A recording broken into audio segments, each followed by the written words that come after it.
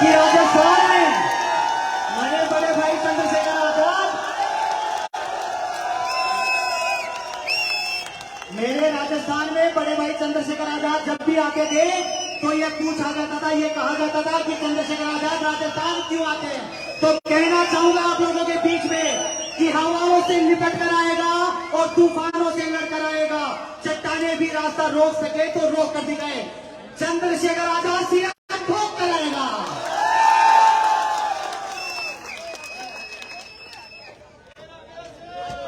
धन्यवाद राजेश जी। आज मुझे पता लगा कि राजेश में भी एक बहुत टैलेंट है और ये टैलेंट आज देखने को भी मिला, क्योंकि आप सुबह से इंतजार कर रहे हैं। मैंने सभी साथियों को रोका कि भाई आप रुक जाओ, अभी आज ज्यादा बात मत रखो, क्योंकि हम जनता की मदद के लिए हैं, उनको परेशान करने के लिए नहीं।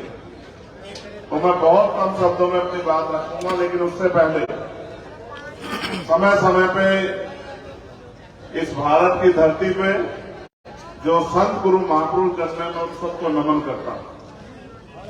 नमन इसलिए करता हूं क्योंकि उन महापुरुषों के संघर्ष की वजह से हमें देश में स्वाभिमान सम्मान का जीवन मिला।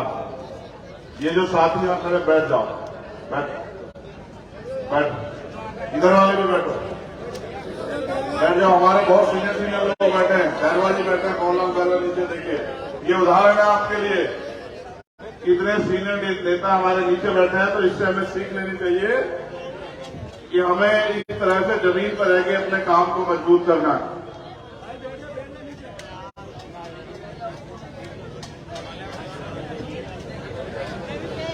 तो मैं महापुरुषों को नमन करते हुए अपनी बात की शुरुआत करूंगा, लेकिन हमारे साथियों ने मुझसे कहा कि सबसे पहले हम भारतीय संविधान की प्रस्तावना को पढ़ेंगे।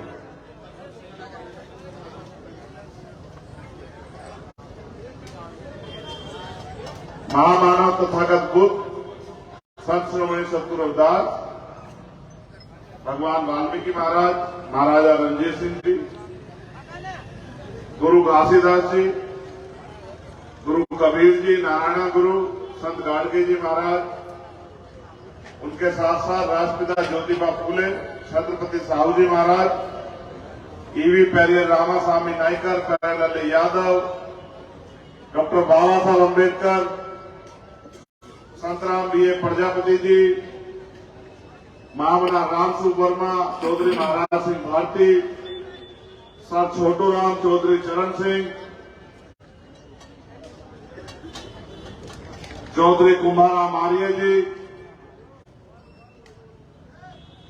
मान्यवर दीना भाना वाल्मीकि साहब, कोतवाल धन सिंह गुर्जर और मान्यवर काशीराम साहब को नमन करता हूं। और आपसे आग्रह करूंगा कि एक बार आप अपने अपने स्थान पर खड़े होकर भारतीय संविधान की प्रस्तावना मेरे साथ पढ़े।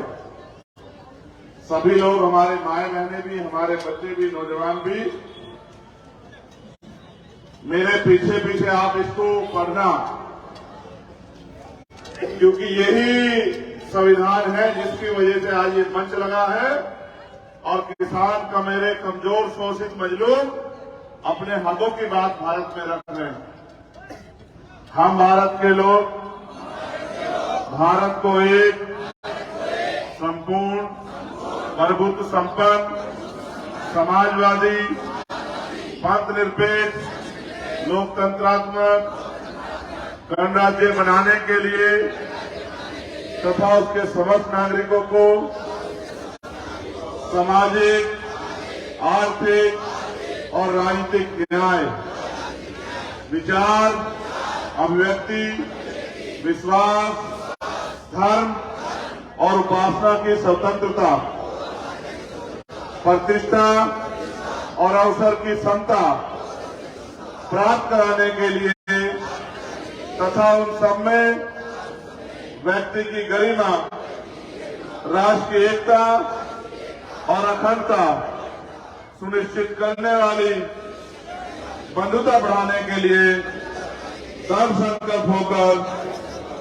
अपनी इस संविधान सभा में में आज तारीख 26 नवंबर 1949 ईस्वी को इक़्तिदार द्वारा इस संविधान को अंगीकृत, अधिनियमित और आत्मर्पित करते हैं। धन्यवाद। बैठ जाओ। मैं सबसे ज्यादा धन्यवाद दूंगा हमारी मातृशक्ति को, हमारी प्यारी प्यारी बच्चियों को, बहनों को, माओं को, कि वो बहुत लंबे समय से यहां इंतजार कर रही हैं। मुझे बस चंद बातें आपसे कहनी। मुझसे पहले हमारे प्रभारी जी ने बहुत सारी बातें आपसे रखी और पूरे दिन मैंने आपके विधानसभा क्षेत्र में घूम के ये जोश और जुनून, ये ऊर्जा, ये उत्साह देखने का काम जो है मेरे द्वारा खुद किया गया। मुझे बहुत खुशी हुई कि चोमू विधानसभा में आपने जो लक्ष्य बनाया है, आने वाले समय में वो लक्ष्य पूरा होने जा रहा है। उस लक्ष्य को कोई रोक नहीं सकता। आज हमारे साथ मंच पर हमारे भीम आर्मी के प्रदेश अध्यक्ष जितेंद्र अडवाणी जी, हमारे अनुशासन समिति के अध्यक्ष राजस्थान अमरचंद हरतोलिया जी, नीचे कार्यकर्ताओं का उत्साह बढ़ाने के लिए और उनको अनुशासन का संदेश देने के लिए बैठे मिशन 78 के इंचार्ज राजस्थान मोहनलाल बैरवा जी, हमारे साथी जो मेरे साथ चल के आए राष्ट्रीय कोर कमेटी के मेंबर अमित कसाना जी, हमारे प्रदेश के अध्यक्ष भाई राम लखन मीना जी, भाई शोएब जी, हमारी छोटी बहन नीतू जी, हमारे प्रदेश के ओजस्वी प्रभारी भीम आर्मी भाई अनिल कुमार देनवाल जी, हमारे प्रदेश के आजाद समाज पार्टी के प्रभारी भाई सतपाल चौधरी जी, भाई अजय नेहरा जी और हमारे राष्ट्रीय महासचिव और हमारे वरिष्ठ नेता भाई रविंद्र कुमार भाटी जी का भी इस मंच के माध्यम से मैं स्वागत और धन्यवाद करता हूं। और उनसे ज्यादा मैं धन्यवाद करता हूं उन साथियों का जिन्होंने पूरे दिन, धूल भी आई, टूटी सड़कें भी आई, धूप भी थी, पसीने हुए, लेकिन अपनी हिम्मत नहीं हारी। मैं एक कार्यकर्ता का चोमू विधानसभा की बहुत बहुत धन्यवाद करता हूं दिल की गहराइयों से। पूरे दिन लगे रहे। ना मैंने उनको कोई खाना खाते देखा, पानी पीते तो जरूर देखा है कहीं से। और कुछ साथियों ने बीच में पानी भी पिलाया। और मेरे लिए तो अच्छा ये है कि कई जगह पे आज हमारे साथियों ने अच्छा भोजन भी जो है हम लोग को करा। हमारे साथ भाई अनिल नागर जी और योगेंद्र भाटी जी भी हमारे साथ चल के आए, मैं उनका भी धन्यवाद देता हूं। लेकिन सम्मानित साथियों, मैं आपसे ये कहना चाहता हूं, हाँ मैं खड़ी करवा दूं, इनको तो खड़ा होना पड़ेगा तभी रास्ता खुलेगा। मैं हमारे साथ हमारे बहुत ही वरिष्ठ नेता मुखेरिया जी भी हैं, मैं उनका भी बहुत बहुत धन्यवाद करता हूं। उनका गांव भी रास्ते में पड़ा। सुनील भिंडा जी भी हैं, हमारे संजय ये कसाना जी भी हमारे जो है कासना से हमारे भाई आए हुए हैं, मैं इनका भी धन्यवाद करता हूं। लेकिन ये बबलू और वो तमाम साथी मैं तब बुलाऊंगा जब अपनी बात को मैं खत्म करूंगा इस विधानसभा के साथियों को। देखो ये लोकतंत्र है। लोकतंत्र से पहले राजा का बेटा राजा बनता था, सेनापति का बेटा सेनापति बनता था, वजीर का बेटा वजीर बनता था। लेकिन जैसा हमारे सीनियर साथी भाई मनोज तिवारी जी ने मुझसे पहले आपको बताया कि जब लोकतंत्र आया तो ये शक्ति जनता के हाथ में आ गई कि जनता जिसे चाहे उसे कुर्सी में बिठा दे और जिसे चाहे उसकी कुर्सी खींच के उसको जमीन पे बिठा दी। ये ताकत जो है बाबा साहब अम्बेडकर ने वोट की शक्ति से आपके हाथ में दी। मैं मध्य प्रदेश से यात्रा को शुरू करते हुए इधर आया हूं और अब हम राजस्थान में हैं। राजस्थान में राज तो किसी और का है, आपके हिस्से में क्या है ये मैं आपको बस जरा सा बता दूं कि मेरे आज भी याद है, मैं जेल से छूटा तो हम लोग थाना गाजी आए, भाई महेंद्र जी भी हमारे साथ, फिर हम लोग चूरू आए, फिर हम लोग लगातार आते रहे। कभी पाली, जब मुंह से रखने पे हत्या हुई, जब मटकी छूने पे हत्या हुई, इंद्र मेघवाल के परिवार से मिलने, फिर हम ओम प्रकाश रेगर, हमारे छोटे भाई, जब उन्होंने सुसाइड किया, जब अपमान उनके परिवार का हुआ, न्याय नहीं दिला पाए और पूरी सरकार ने उनका मजाक उड़ाया, और एक मेरे छोटे भाई ने सुसाइड किया, उनको न्याय दिलाने के लिए हम लोग यहां अजमेर में डटे रहे। कार्तिक भील का परिवार 8 महीने से सड़कों पर बैठा हुआ इंतजार कर रहा है कि उनको न्याय मिलेगा। बहन तोला गुजर के साथ जो अन्याय हुआ, और तमाम तरह से जो इतने प्रकरण है, बगड़ी प्रकरण हो और प्रकरण है, मैं तो यहां तक बताऊं, सीएचए के भाई जो हैं, अभी मुझे एक साथी मिला, उन्होंने कहा सीएचए वालों का भी ध्यान रखना। मैं तो उनसे कहना चाहता हूं, सीएचए वाले अगर हमारी मदद करेंगे तो सीएचए के सभी साथियों को उनकी नौकरी है वापस दिलाने का काम हम लोग करेंगे। इस बात को आप मेरी याद करना। जब मैं उनकी लड़ाई लड़ने के लिए उनकी हक की आवाज उठाने, तो 4 दिन मुख्यमंत्री ने मुझे उठा के जेल में गिरवा दिया। अब मैं तो जेल जाता रहता हूं, जेल से कौन घबराता। मैं और हमारे 20 साथी 4 दिन तक जेल में रहे, जेल की समस्याएं सुनते रहे। उसके बाद बाहर आए, फिर संघर्ष के दौर में चले गए। मैं आपको ये बातें इसलिए कह रहा हूं, अगर आपके पास शक्ति नहीं होगी तो आपके साथ अन्याय होगा, और अगर आप अन्याय को रोकना चाहते हो तो इसकी ताकत बाबा साहब अम्बेडकर ने वोट के रूप में आपको दी है। अगर आप अपनी वोट को संगठित करके अपने लोगों को दो, जो लोग बिना किसी स्वार्थ के पिछले 6 साल से जिंदा देख करके आपके बीच में खड़े हैं और तमाम तरह के अन्याय पे आपकी आवाज बन के खुद भी लाठियां, गोलियां, मुकदमे, जेलें, तमाम तरह की मुसीबतों का सामना कर रहे हैं, ऐसे भीम आर्मी के एक एक बहादुर साथी का मैं धन्यवाद करता हूं, जिन्होंने इस सरकार को, और उससे पहले 2 अप्रैल 2018 में भारतीय जनता पार्टी की सरकार के दांत खट्टे करके बता दिया था कि अगर हमारे खिलाफ कोई भी फैसला होगा, ना हम सुप्रीम कोर्ट का सम्मान करेंगे और ना ही किसी सरकार का सम्मान करेंगे। जो भी हमारे अधिकारों के साथ खेलने का काम करेगा, उस सरकार को भी और उस व्यवस्था को भी हम लोग धूल चटाने का काम करेंगे। ऐसे अपने बालों साथियों को धन्यवाद देता हूं। लेकिन मैं आपको याद दिलाना चाहता हूं, संख्या चाहे कितनी भी क्यों ना हो, अगर आपके पास सत्ता नहीं है, राजनीतिक शक्ति नहीं है, तो आपके साथ ये होगा जो नासिर जुनैद के साथ हुआ कि पुलिस की आंखों के सामने, सरकार की आंखों के सामने कुछ दरिंदे आते हैं, उन दोनों बच्चों को उठा के ले जाते हैं, पहले पीटते हैं, अधमरा कर देते हैं, और फिर उनका दिल नहीं पसीजता, उनको गाड़ी में जिंदा जला के मार देते हैं, सीट बेल्ट लगा के। और फिर क्या हो रहा है यहां आपने नहीं देखा। मुख्यमंत्री जी को नहीं पता लगा कि उनके प्रदेश में क्या हुआ। जब हमने पूरे राजस्थान के हर जिले में आंदोलन कराया, पूरे हरियाणा के हर एक जिले में आंदोलन कराया, जब हमने उत्तर प्रदेश के हर एक जिले में आंदोलन कराया, उत्तराखंड में आंदोलन कराया, तब मुख्यमंत्री नींद से जागे।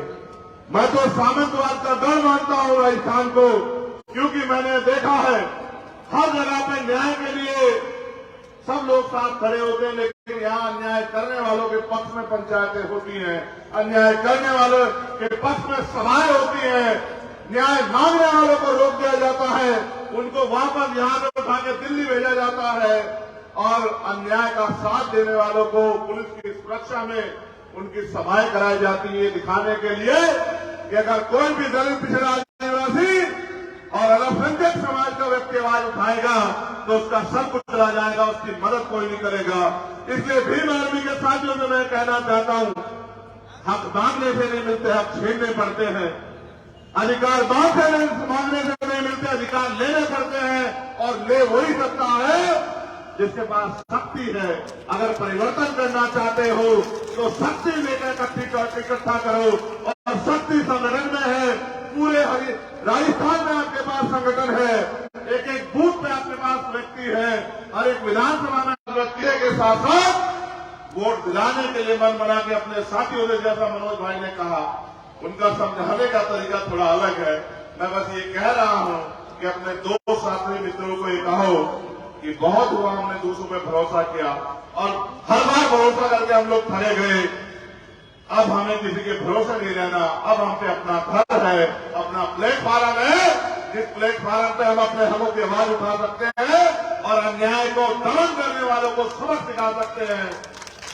अगर आप न्याय दिलाना चाहते हो तो संघर्ष करो सड़कों पे, और अगर चाहते हो कि आपके लिए अवसर पैदा हो और अन्याय आपके साथ हो ही नहीं, फिर किसी जितेंद्र मेघवाल, इंद्र मेघवाल और प्रकार अगर खाते बिल और नासिर जुनैद के साथ अन्याय ना हो तो फिर अपनी ताकत बढ़ाओ, क्योंकि जिनके पास ताकत होती है उनको जुल्म की परछाई भी नहीं छू सकती है।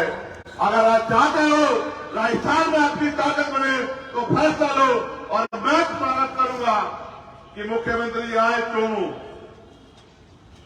जैसा प्रभारी जी ने कहा अपने बेटे को ना भेजें, खुद आए लड़ने, और फिर हम उन्हें बताएंगे कि हर एक मुख्यमंत्री के खिलाफ हमने जो मुख्यमंत्री जो ये सोचता है कि उससे बड़ा कोई नहीं, उस हर एक मुख्यमंत्री को सबक सिखाने का फैसला हम लोगों ने कर रखा है। हम यही से सतपाल चौधरी के लिए जवाब देंगे और ऐसा जवाब देंगे कि इतिहास याद रखेगा।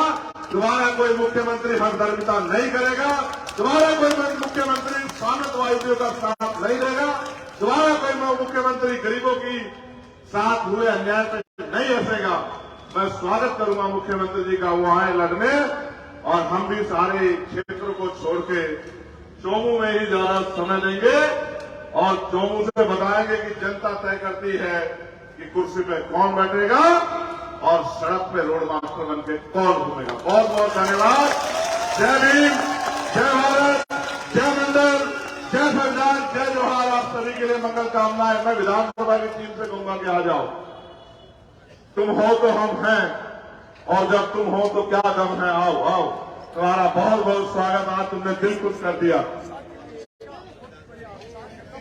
आओ आओ, ऊपर आओ, ऊपर आओ, विधानसभा के साथी आओ और मेरे साथ संकल्प लो कि आज के बाद ऐसे हाथ करो, ऐसे हाथ। आज के बाद हम लोग बिल्कुल चैन से नहीं बैठेंगे और दिन रात अपने क्षेत्रों में जाके अपनी जिम्मेदारी को पूरी ईमानदारी से निर्वहन करके आजाद समाज पार्टी का खाता सबसे पहले जब रिजल्ट आएगा 10:30 बजे चोमू विधानसभा से खोलने का काम करेंगे। बहुत बहुत धन्यवाद, बहुत बहुत बधाई। मेरा ये मानना है कि आपका ये जज्बा चोमू में एक नया सूर्य लेके आएगा, चोमू में एक नया उजाला लेके आएगा और चोमू में रहने वाले लोगों के लिए एक नए अवसर पैदा होंगे। बहुत बहुत धन्यवाद।